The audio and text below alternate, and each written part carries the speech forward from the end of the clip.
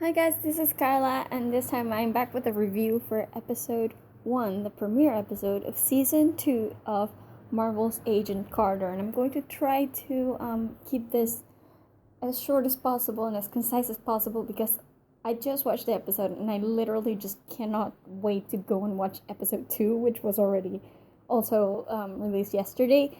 So I'm gonna try to keep this concise. I did not realize how much I missed this show until I began watching the episode. Okay, I missed Peggy like crazy. Okay, this show is so great and I love it and I'm so glad it's back.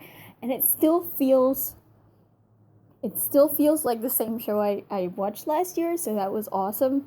I was a little bit worried about what they would do as a plot device and if they would be able to actually top what they did last year in terms of surprises and twists and stuff. I'm not sure they will, but as of now, I'm totally in. First of all, because whenever there's a case about a lake in California freezing in the middle of summer, I'm totally there because, chemistry's my thing. So, as soon as that happened, I'm like, oop, okay, this is interesting. Um, I love the idea of the case. I love that the lady in the lake is a thing that is going already, and that this new part of it, the freezing part, is new, and it there was like a copycat trying to frame the person who committed the lady of the lake murders so that they would think it was the same person. And I love that as soon as Peggy gets there, she's like, oh, we should figure out if maybe the two things are completely separate. I'm like, duh, why did I not think of this before? Peggy's amazing. I love her. I love the opening scene with her confrontation with Dottie was fantastic. Dottie keeps being awesome. I hope she's not just like in this one episode. I hope she comes back because I love just her interaction with Peggy and how she pretends to be like really sweet and at the same time she's really, really freaking creepy. Just the way her face just fell when Thompson told her that Peggy had left. I was like, oh my god, that is at the same time the saddest and the most creepy thing I have ever seen in my entire life. Really, she gives me chills. She's so good. Speaking of Thompson, how do you like them apples, man? How do you like it when someone patronizes you? Huh? How does it feel? I like Thompson. The first season made me like him more than I did at the beginning. But still, he can be a jerk when he wants to, and he loves taking other people's credit for things. So how does it feel now that the FBI is stealing your credit from you?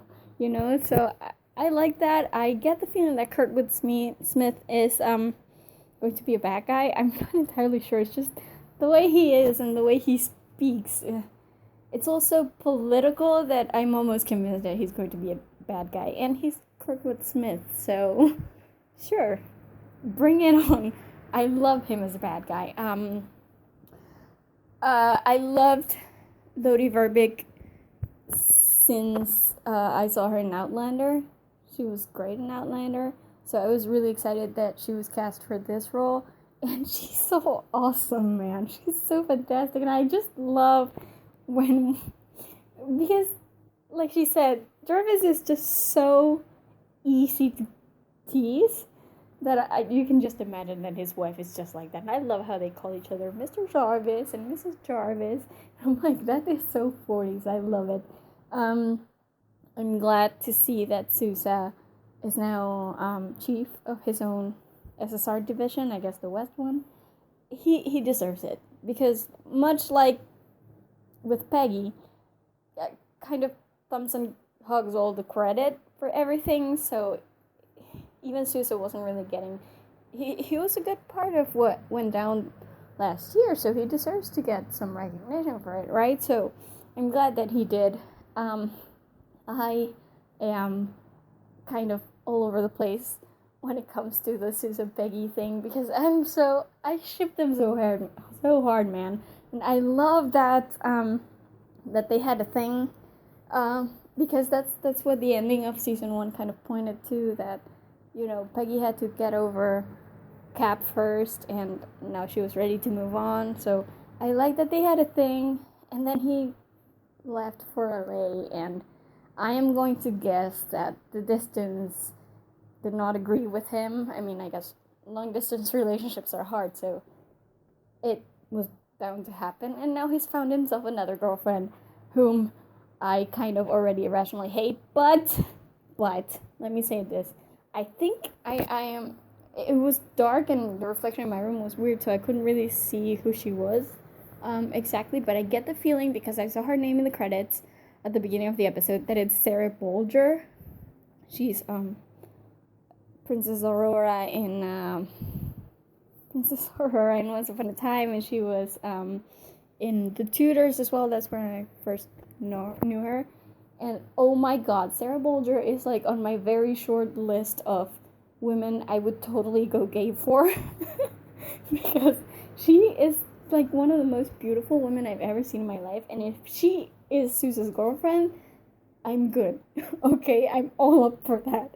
Even though I ship Sousa and Peggy so hard, I wouldn't mind them taking a detour so that Sousa can be with Sarah Bolger. She's gorgeous. She's probably a really good girlfriend. So, me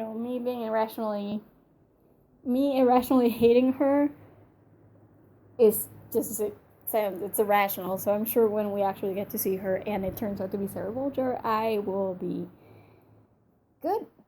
I mean, I'll like her, I'm sure. I just wish it didn't have to be in the way of Peggy and Sousa, because I really do want them to get together. But okay.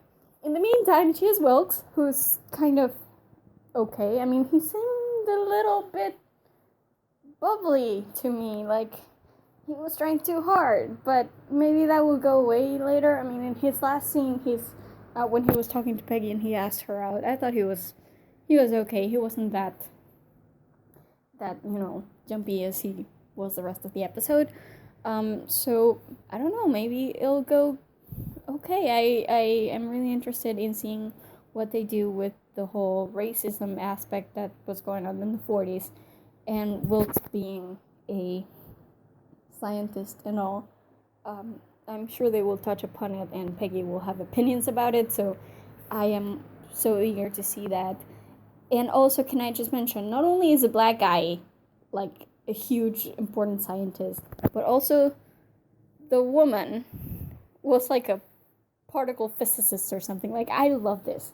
Okay, in an age where black people and women were segregated and given only the lowest of the low positions as far as work and living conditions go, you have a black man who is, an important scientist, and you have a woman who ends up being a particle physicist. It's just a pity that she ended up dead, but I'll buy it because, at least she was important, even though she really shouldn't have messed around with a married man, but whatever. As far as the ending goes, though, Wilkes, this show is really good at, planting the seed of doubt and suspense on us. It's like, I'm not entirely convinced that one scene means that Wilkes is bad. I'm not entirely convinced that it means that he's good either. But all I know is that I freaking freaked out, because is that the monolith thing from Agents of S.H.I.E.L.D.? Because that would be fantastic, and I totally should have seen that coming. I didn't.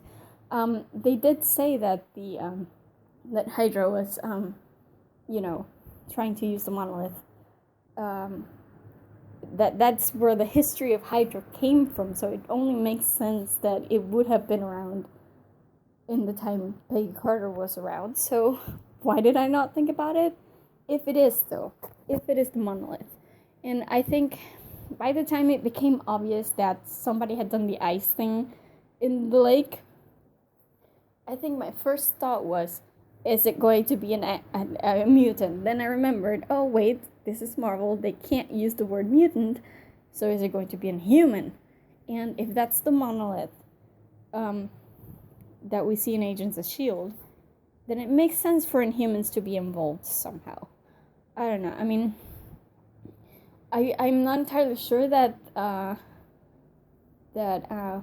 Chadwick and his wife are actually going to be the big bads of this season, because it feels a bit obvious. I mean, I know she's going to be evil, probably she more than him, but I'm just wondering if they're going to be like the big ones for the season. I don't know. All I know is that I'm really excited that the show is back. I love this show so much. This was a pretty great episode. Pretty great introduction. I love LA. I'm not sure what's going to happen with the flamingo thing. I just hope that they don't overdo it, because, you know, Jarvis is funny as he is. He doesn't really need to be, you know, followed everywhere by a flamingo to be funny, but I'll let's wait for it. Also, I want to know if Tony's going to, not Tony, Howard's going to come back at some point, because that would be interesting. Since he's now, you know, producer and stuff. I don't know. I really want to just go and watch the next episode now. So I'm just going to wrap this up and say, as usual, if you guys want to see more reviews, not just of Agent Carter's past season, but also TV shows, other TV shows, books, movies, games, be sure to visit our website at thegeekypub.com, because we have a ton of stuff in there and you need to browse around and check around to see what we have. And also, if you guys want to be notified as soon as we upload a new review, then you want to subscribe to our YouTube channel, because that's where they usually go up first, at least mine. They go up first on YouTube, and then they hit the website. So if you subscribe to our channel, you're going to be notified as soon as humanly possible as we upload a new review. And that's about it from me. I'm going to watch the next episode, so wait for that review pretty soon, and bye.